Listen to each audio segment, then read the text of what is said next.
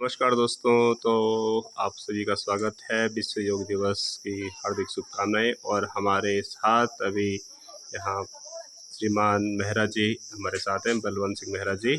और आप योग गुरु हैं। यहाँ हिंदौर, पूरे हिंदौर में आप इकलौते यहाँ ये सेंटर हमारा है पंगरेड़ा में, जहाँ पे योग की व्यवस्था की गई है। तो आइए हम जानते हैं मेहरा जी से इस योग दिवस के संबंध में। तो सबसे पहले आपका स्वागत है मेरे चैनल में। क्या कुछ कहना चाहेंगे आप इसके बारे में? बहुत धन्यवाद गुरु जी। आपके चैनल के माध्यम से हम लोगों को ये संदेश पहुंचाना चाहते हैं। समय समय पर आप लोगों को अपडेट करते रहते हैं कि योग की महत्व हमारे जीवन में कितना उपयोगी है। लोग इसकी महत्व को समझें, लोग इसके महत्व को समझें और इसको अपनी दिनचर्या का हिस्सा अवश्य बनाइए। योग अभी हमारे माननीय प्रधानमंत्री श्री मोदी जी ने ये योग 365 365 दिनों में योग को बढ़ावा देने के लिए बोला कि एक दिन योग दिवस 21 जून को ही नहीं है, मतलब अभी तो इसको पूरे विश्व भर में पूरे 365 दिन साल भर में इसको मनाने का आह्वान किया है इन्होंने। तो इस बार 12वां अंतर्राष्ट्रीय योग दिवस है। सभी लोगों को योग दिवस की बहुत बहुत शुभकामनाएं, बधाई देना चाहता हूं। और ये मैं इस क्षेत्र में काफ़ी 3-4 सालों से कार्य कर रहा हूं, तो लोगों में इस ओर क्रेज नहीं है। बच्चे और वगैरह तो आ जाते हैं, लेकिन जो महिलाएं हैं, पुरुष हैं, उनमें थोड़ा अवेयरनेस कम है। बोलता भी हूँ, गांव-गांव में शिविर भी लगाता हूँ, तो इसलिए इस चीज़ के प्रति अवेयर नहीं है। लोगों को अवेयर होना पड़ेगा, अपने स्वास्थ्य के लिए अवेयर होना पड़ेगा और योग को अपनी दिनचर्या का एक अभिन्न हिस्सा बनाना ही होगा अगर हमें स्वस्थ रहना है। योग से क्या क्या फायदे हैं? योग से हमें शारीरिक रूप से तो फायदे है ही हैं, मानसिक रूप से भी हम स्वस्थ रहते हैं।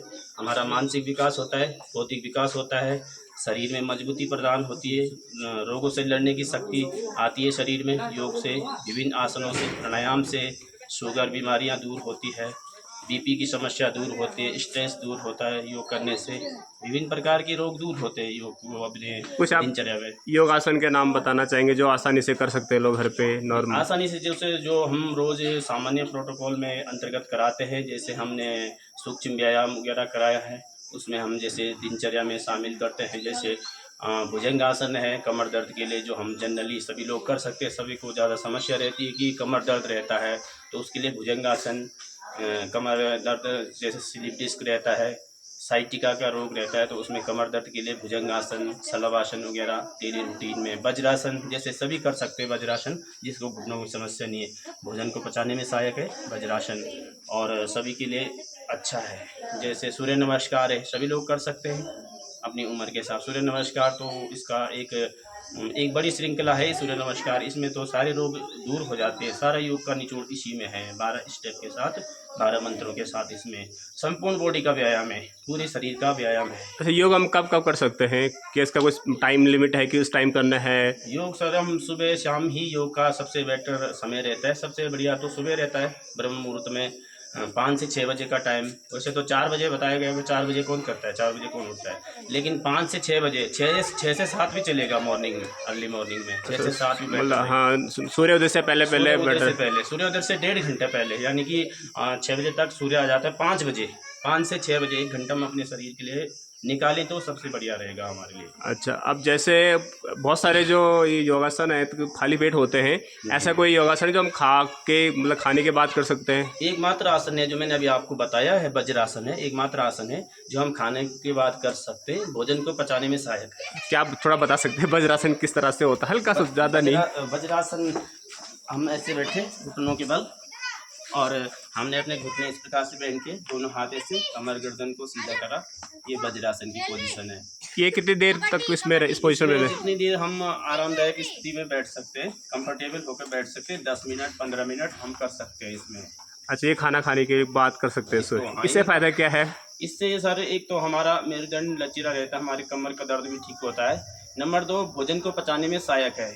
अजीम, कब्ज और गैस, एसिडिटी, इन रोगों को दूर करता है। जैसे तीनों टाइम सुबह शाम और दिन में हम कर सकते हैं? दिन सुबह में कर सकते हैं, हाँ। ठीक है। भोजन को पचाने में जठराग्नि को प्रदीप्त करता है ये, जो अच्छा। हमारे पेट की अग्नि होती है, भूख को भी बढ़ाता है। अच्छा, जैसे हम योग करने के कितने टाइम पहले या बाद में पानी पी सकते हैं? योग करने के बाद हमें कम से कम आधा घंटे तक कुछ खाना पीना नहीं चाहिए। आधा घंटे बाद, आधे घंटे बाद ही खाना है? आधा घंटे और पहले मतलब योग करने से पहले हम हल्का फुल्का कुछ लिक्विड में ले सकते हैं, जैसे जूस वगैरह, चाय वगैरह। योग से आधा घंटे पहले ले ली, अच्छा, मतलब योग जो है एक मेडिसिन की तरह हम इसको देख सकते हैं। मेडिसिन की और तरह सबसे बड़ी बात है फ्री में है ये, फ्री में इसके लिए कोई पैसा नहीं है। सबसे बड़ी बात है फ्री में है। और इतना बड़ा क्षेत्र है, यहाँ पे लोगों को अवेयर होना चाहिए। लेकिन लोगों का इस ओर नहीं है ज़्यादा, काम की ओर ज़्यादा वो फोकस रहता है। हाँ, तो हम नॉर्मल लोग कहते हैं कि हमारे योग तो डेली हो रहा है, हम खेतों में काम कर रहे हैं, वो उसके चीज़ बारे में क्या कहना चाहिए? जैसे लोग कहते हैं ना कि हम जंगल जा रहे हैं, महिलाएं कहते हैं यहाँ के हम खेतों में काम कर रहे हैं, तो हमारा योग वही योग हमारा, और इसके बारे में आप क्या कहना चाहेंगे? सर वो तो अलग, वो तो ठीक है कि हम जंगल जा रहे हैं, वहाँ से लकड़ी ला रहे हैं, घास ला रहे हैं, या खेतों में काम कर रहे हैं, वो हमारी शारीरिक एक्टिविटी तो है। लेकिन पर्टिकुलर वो जिस हिसाब से हम करते हैं पर्टिकुलर कि हमने ये हार्ट के लिए करना है, उष्ट्रासन करना है, तो हमारे हार्ट रोगों के लिए बहुत लाभदायक है, फेफड़ों के लिए अच्छा है, श्वास रोगों के लिए अच्छा है, तो वो नहीं कर सकते हैं। अच्छा, मतलब योग अलग अलग पोजीशन में होता है। अलग पोजीशन में। आप अब हमने शुगर को कौन सा कराना, शुगर पेशेंट को कौन कराना है, बीपी वाले को कौन सा कराना है, हमने कमर दर्द वाले को कौन सा कराना है, तो पर्टिकुलर चलने फिरने से तो एक्सरसाइज हो ही जाती है।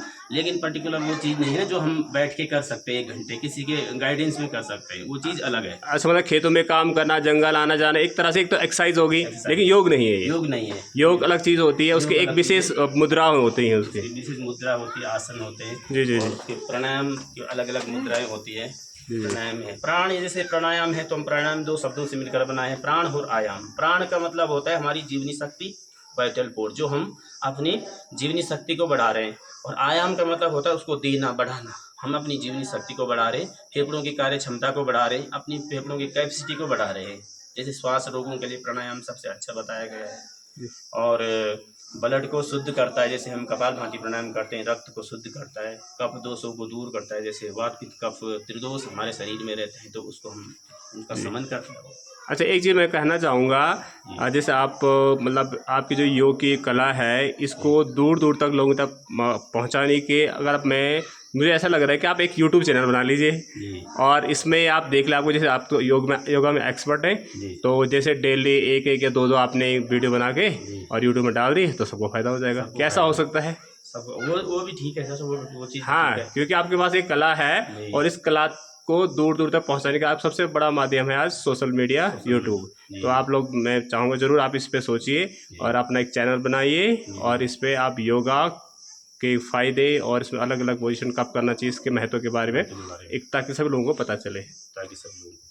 तो बहुत बहुत धन्यवाद मेहरा जी का, बहुत धन्यवाद। और आप यहाँ पे अपना समय दिया, आपने अपने समय दिया, आपका धन्यवाद। समय समय पे मोटिवेट करते रहते हैं, लोगों को भी इसके प्रति जागरूक करना है, बहुत जरूरी है जी। सरकार यहाँ पे फ्री में ये चीज़ें सुविधाएं दे रही है।